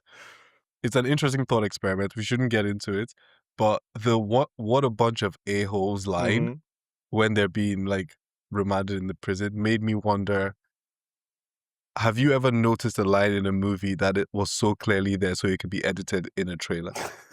Oh, I get what you mean. Yeah, for sure. Yeah. For sure. But like, I can't think of it right now, but like, yeah, for sure. Yeah, that I line mean, made me think Suicide this Squad is 2015 is a the line entire that's film is for the trailer. But sorry, who said that? fair enough. William, Steve, do you guys have any superlatives? Yeah, so I think I think mine is just again, kind of the genesis of. Oh, so before that, this best production design, I think in terms of what they did, a lot of the previous movies are very Earth-based, right? So I think it's a little easier to conceptualize what that looks like. For this, they had to create alien dialogue in script, right? They had to come up with the overall look and feel of how the universe of the MCU looks and feels while still feeling of a piece with the larger MCU writ large. So I think the degree of difficulty, while also making sure that it I think the movie draws a lot of inspiration from Star Wars, rightly so, but also then has to live on its own as its own thing. To me, this is still the most colorful Marvel movie that we have, maybe second to Black Panther. Although Black Panther is also a great Ragnarok? Ragnarok, but even some of the stuff in Ragnarok feels inspired more by Guardians than it does anything else. I think maybe Black Panther is the only other movie that I would put up for sort of like this best production design element of it. But I think for me, certainly of the early stages of the MCU, like the production design on this, I think is incredible. And then just best character. Like I said, I wrote about it for GQ. I think Cooper's performance is like one of the most underappreciated, if not the most underappreciated element of the MCU. And I think how critical he has been to the Infinity Saga is like really underappreciated. And, I don't know, we haven't really heard what the role, if at all, the Guardians are going to have in Doomsday. Sounds like they're not gonna be in Doomsday. I would imagine when we get to Secret Wars, we will hopefully see a little bit more of the Guardians involved, at the very least Quill. because just the nature of that movie. But I really hope that we have another opportunity to see Rocket again, because I do Rocket. think that Cooper performance is so good. Yeah. My next award is the Harper Stern at the end of Industry Season 3. I hope they paid you award to Jimon Hunsu. I hope you got paid. I hope I don't know what to say. I hope you got paid. Oh, There's some God. other actors in this film that you can say quote unquote are underutilized, like very Glenn clearly. Close. Yes, Glenn Close, John C. Reilly, Benicio del Toro. But you can tell like they're having fun, and you know they got paid. Yeah. I can't say that for Jimon Hunsu, so I'm really just hoping that he got paid. Like I hope like his lawyer and his agent did a lot of good work and he got paid, because just like Fair. you are an Oscar nominee. You shouldn't be in this. You shouldn't be doing this. Does anyone have any other awards before I go through the rest of my awards? I have one quick I one. have one. Yeah, Maybe Steve. can I go? Okay. Maybe can I go? Steve, you go. Okay. I don't know who to name this one after, because I can't think of anyone that's misnamed consistently. But I think it's the film with the most misnomers for the characters over the course of the film. Like everyone gets called different things: Star Prince, A different name than what they would like. than what they would like, or than what they are, or just like nicknames like Walking Thesaurus, Green Whore, Green Whore. And raccoon. Hamster, Vermin, Hamster, yeah. Rodent, Raccoon. 89P13 Damn, man, as Rocket well. suffered. Rocket suffered, man. He got called everything under the sun. But yeah, that one. Ebuka, what was yours? Mine is the Kang Award How for dare you. Lee Pace. Nigga, how many space villains, bro? Like, Oh how my, many you're space right. villains? So there's this, obviously Invincible, Foundation. And then, yes. I don't know if there's any other Lee Pace space character. But I feel like 3 is strong Three is a enough, lot. Three is a man. lot. How many people have 3 space Okay, villains? I remember what my other hot take I was going to say earlier is, Yeah. were we too harsh on Ronan? What do you mean? Like, As like as a villain? yes. Yeah, 100%. I think so. I think 100%, yes. I have a truly like crazy galaxy brain take on this, which if you I'm gonna preface this by saying if you need to edit this out of the pod, I totally understand. But a lot of people were talking about Superman as being this like weird sort of like Palestinian Iranian thing that Mhm. starts in Guardians with like the Kree and the Xandar having this like Lee Pace specifically talks about like 1,000 years of retribution. Like there's some of that there I didn't see baked that, you're into right, this, yeah. and it was one of those things I had not thought about it until I sat down to rewatch it, and I was like, oh, there's a peace treaty, like all these different other things. So I was Yeah. kind of like, maybe Gunn's been thinking about this for a long time. If you ask him, he'll tell you no, Fair. or whatever. Actually, I love that. That's never where I was going, but I love that take, because what I was going to say is like, for a while, for those of us who were on the internet, like Ronan was like, it was Ronan, Malekith, like they were like the worst quote unquote Marvel villains. the bad And I was villains. just watching this episode, I was like, obviously he's not great. I don't know much about his interiority, but I was just like, I'm kind of digging him on screen. I don't know what to say to you. So Yeah. I was like, Said he will rain down 10,000 years of Kree justice. I was like, well, we're I too was harsh like, on him. I was okay. like, this is not Malekith. This is definitely not Malekith. I think it just helps that Lee Pace has like tremendous aura, whereas I So love good. Christopher So Eccleston, good. but he just does not have it. You know what I mean? Doesn't So have it, yeah. Okay. The Saul Goodman in Breaking Bad, I Know a Guy Who Knows a Guy Who Knows a Guy award, or the Bankole That Guy award to Sheriff Atkins, who plays one of the Nova Corps pilots.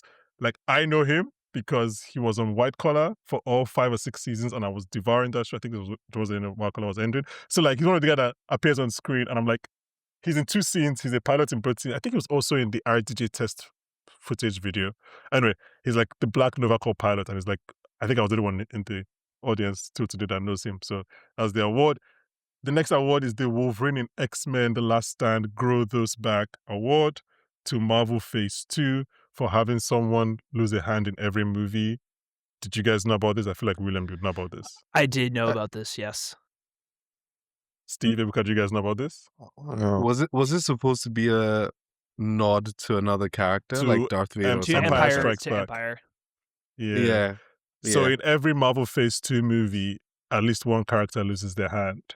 I think Iron Man 3, Adrian Killen, Dark World Thor in the Loki hallucination. Here, Nebula, obviously, and Groot. Should have Ant-Man, I think Yellow Jacket loses an arm. Whatever, in every movie, even in Agents of S.H.I.E.L.D. that season, Coulson loses an arm. There's, Winter Um, Soldier so yeah. loses his. Winter Soldier, yeah. So in every, let's bring back whimsy. Let's bring back things like this. Let's have some fun, right? Let's just have some fun. Let's do things like this. My final award is the Russ Hanneman in Silicon Valley This Guy Fucks Award to Peter Quill for joining Tony Stark in the very, very short list of MCU heroes who fuck. If you haven't watched Silicon Valley, go watch Silicon Valley. It's incredible. It's funny.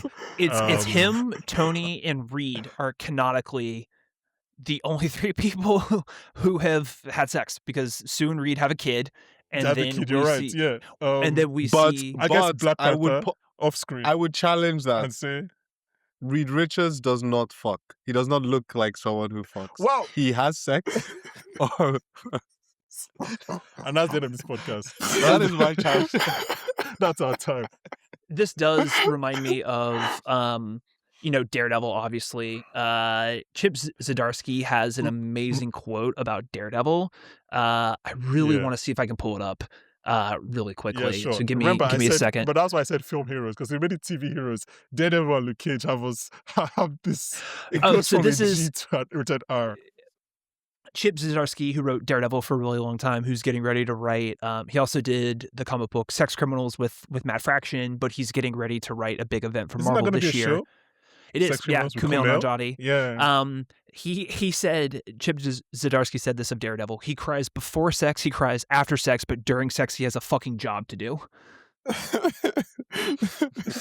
that Catholic guilt, man. That's that Catholic. Oh I my love that. I God. love that. That's horrible. But Nah, yes. that is an insane quote, and I feel like the amount of people on Earth that quote applies to is not as small as you think. Can I tell you something? Well, since we've broken the since we've broken the PG, no, not like that. Since we've broken the PG barrier, I recently messaged one of my friends he's married, but he's also a Catholic, and I was like, at what point did you lose your Catholic Let it your go. Catholic guilt over sex? And he was like, so that quote is very, very, very apt. Okay, William, we've already kind of touched on this, but I'll wrap up every episode. We ask our guests on a scale of 1 to 10. Now, the word here is very important. How hopeful are you for Doomsday? Not whether you think it's good, whether it's going to be bad, but as a man, as a boy of pure hope, you just go into the world and you see sun, you see the sky, you see birds chirping. How hopeful are you for Doomsday on a scale of 1 to 10? Give us the number first before Yeah, you give us the number explain. first So before you just explain. Number first. 1 to 10? Yes. 5. I thought it was going to be lower. Okay. I thought it was going to be lower. You guys are I'm killing me, encouraged man. by, I think, look, I've always thought if you're going to adapt Secret Wars that you had to do Doom. So this is my grand theory. I'm going to try to, I think, write about this at some point or do some videos on it, whatever. But my favorite era of Marvel Comics is the 2010 to probably 2017, 2018, somewhere in there. Specifically, a lot of the work that Jonathan Hickman has done. Hickman is a name the piece I want to do is do a piece for GQ that's basically like every single good idea that has come from a Marvel movie is in some way, shape, or form traced back to Jonathan Hickman. A lot of what Infinity War does is like a direct adaptation of his major Avengers crossover called Infinity, including introducing like the Black Order and like Proxima Midnight and all of those characters. But the Doomsday Secret Wars are Hickman's like grand opus for his time in Marvel in a lot of ways. Those two movies are as close as we are going to get, I think, to like a 1-to-1 adaptation of Hickman's work outside of something like Ed Brubaker and Winter Soldier. So it is one of those things where Hickman's entire run in Marvel really starts with his grand narrative really is his run on Fantastic Four, where he introduces the Council of Reeds. and then the very end of Secret Wars. Secret Wars at its core is not an Avengers story. That is a Reed and Doom story. That is critically like those two people. Like they're the ones who are the spine of that story, despite the fact that it has a lot of really great Avengers moments within it. Mm-hmm. So I've always thought that if you were going to do Secret Wars, Doom really should have been the villain from the very beginning, because he's the only one that has the intellect to sort of understand what is happening and make the hard choice, Mm-hmm. which is, and I've written a lot about this, but the spine of what we are going to see in Doomsday are the incursion events that happen very, very briefly in the Marvels, and then are something that we Doctor Strange. and hear about in Doctor Strange as well, where it's two universes colliding and what kind of happens when that happens. Doom is the one who kind of, again, looks at those incursions happening and decides to recreate this universe in his own image, because he's the only one that can sort of like bring everything together. So again, I've thought that Doom should have been the villain. If they're going to do Secret Wars, like him over Kang really should have been the antagonist to begin with. My concern is this. One, I'm concerned that Doomsday and Secret Wars are going to be too much of, and this is probably what Marvel wants, but for me, too much of a thematic retread of the same plot-to-plot beats of Infinity War and Endgame. Where you have to, but with less setup than we had with Thanos, right? Because we have to kind of come through and establish Doom as this larger-than-life threat. How do you do that in the course of a movie where characters have really, no one has really interacted with him in any way, shape, or form? At least in the course of Avengers, Age of Ultron, even Guardians. We had bits of Thanos to understand who he was a little bit and sort of understand this other presence. We don't have that same setup with Doom. So trying to build him up into this threat over the course of one movie, I think is just a huge, huge ask. The other thing too is just I do not understand. This was when the announcement came out at Comic-Con, it was an immediate we're so back, it's so over, within the course of a finger snap, of a Thanos-esque finger snap, where it was Doom always should have been the villain if this is what you're building to, but I do not understand why Robert Downey Jr. has to be Dr. Doom. They said that they have this great idea as to why it had to be him. I truly will believe it when I see it. I don't buy it. I really don't buy it. And so I think seeing the adaptation of one of my favorite Marvel stories ever, I think one of the best Marvel events, period, outside of Civil War or the original Secret War or, pick 'em, whatever kind of events over the course of Marvel comic book history you want to have, Secret Wars is a modern 5-star classic. I am excited about seeing that adapted, but I also think that this is so weighty that the setup here, this just movie as an act of exposition and storytelling lift that has to happen is really, really difficult to do. But I'm encouraged by the fact that from what we've seen in short glimpses, the movie looks great. It looks really, really good. That shot of Thor in the field I thought was really, really cool.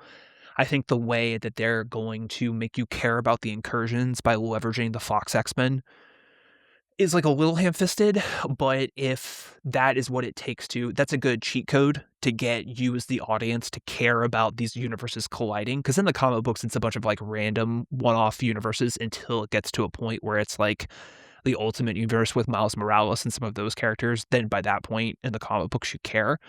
So the cheat code for that is we're going to bring in the X-Men, finally do them the way that you've wanted to see them done for years, and have that nostalgia be leveraged to make you care about these two universes colliding in this way. I think orienting it around two projects that I think have worked really well in Fantastic Four and Thunderbolts, I hope that the new Avengers are a really big part of this story. I think the three and Joanna Robinson has talked a lot about this in kind of the reporting that she did for her Marvel oral history, but Marvel really, I think, pinned their hopes to 3 actors, and they all didn't work out in various forms, right? Chadwick Boseman passed away. Jonathan Majors. What happened with Majors happened with Majors, and then the audience completely rejected Brie Larson. So I think bringing in someone like Pedro Pascal, like Florence Pugh, who I think Florence are Pugh. people with like 2 very high approval ratings, and having them, I think, really look at being a huge part of this, I think is really smart. I also like those 2 actors, and I enjoy watching them in things, so I think the more you can give to someone like Florence Pugh, I think would be good. Whether or not they actually do that or not remains to be seen. So I'm encouraged by some things. I think they've bounced back as best as they possibly could. And again, I am very excited about seeing this story that I love be adapted in this big way. But man, do I have some questions. Ebuka was I just think we all have responses to so much that you've just said, but timing, man. But no. Ebuka thank was you. physically and mentally snapping because William was just saying everything that Ebuka was trying to say for months. So there's that. Very Yeah, eloquently. Ebuka was just like, yes, my man. I'm surprised you're even at 5. So that's. I'm trying to be receptive of it, right? Like, I think Yeah. as someone who has made a career covering these films, like, I want to be open-hearted in terms of what they're trying to do. I think it's beneficial for film writ large if these movies are good. Like, I know that's maybe counterintuitive for me to say in a world where the drama makes like $100 million, right? But I do think we need to elevate and raise our indies, but we also need our big blockbuster movies to be huge money grossing things in order to fund things like the drama or keep movie theaters open long enough to have your next big independent hit like Blue Heron or something like that, right? So I think they serve a very important business purpose. And I think it is beneficial if these movies are good because then that drives more attention and focus to the movie theaters. But, I do think Marvel it's kind of coming out of this a little bit, but I want these movies to be good. I don't want them to be as bad as they have been. I think Thunderbolts in Fantastic Four were very smart course correction. A little dubious about Brand New Day, candidly, but and then I have a lot of reservations around Doomsday. But I think it is beneficial for the industry at large if these movies are good. Mhm. Steve, how do you feel? You feel the most emotionally invested in our guests' answers. No. I think we all are. I just think he's covered, the ups and the downs. And I think because I'm a half full person, I'm focusing only on the ups and not too much on the downs. I think the point you raised about the incursion and needing to, make audiences care in one film is for me the only thing that I'm worried about, right? It's just that's too big an ask. But I think we're giving filmmakers and writers that have been known to handle questions that are too big to ask. And I think the more positive things are you're giving or you're putting this in the hands of people that the audiences have shown that you already like, right? None of this is like there's no new person, there's no test, we don't even need a test screen. We know the audiences how they react to Pedro Pascal, we know how they react to Florence Pugh. Like 3 guests have come on, have said how much they really like her and how much, she was a shining light in Thunderbolts and all of that. And some of these other, like the Russells and all of that, they had to go back to, you know, what's his name? Downey Jr. when all of that happened with Kang and all of Majors, that. yeah. Yeah. And my reaction was, how are they going to do this? Not how is he going to do this? Because I have full faith that whatever role he's given and whatever, line of dialogue that they decide to take with him, he's going to deliver. So I think just little things like the fact that we know that some of these people we already like and we know how audiences are going to react to the cast, the people playing the characters are going to be positive. I'm leaning more towards okay. There's questioning how they're going to tackle this, but how am I going to react to some of these people on screen? I already know in advance. And so that makes me more hopeful, more optimistic.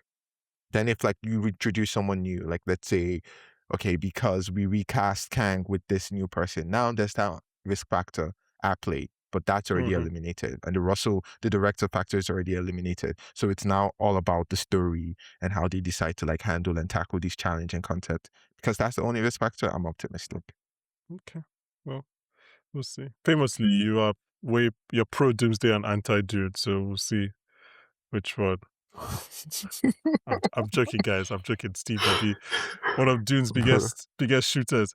I know which one I'm Thank you saying much, first. William, for joining us, guys. Thank Of you course. for listening. That was Guardians of the Galaxy Thank you. Volume 1 at Thank number you. 7. It's also Ibuka's last episode on the MCU 12.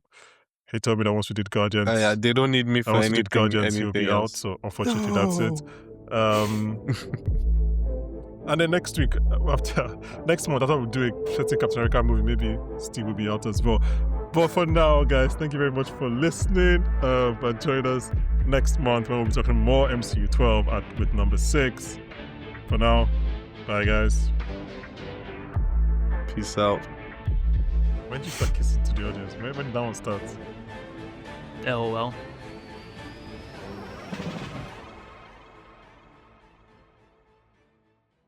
Ibuka, what happened? What do you mean, Steve? Like, why you out? That I need to leave? Yeah. Oh, oh no, that was Banky joking, man. You listen Oh, I'm like, what the hell, bro? The way I fully believed. Oh, okay, fair enough. to this guy. Nah, I'm here, man.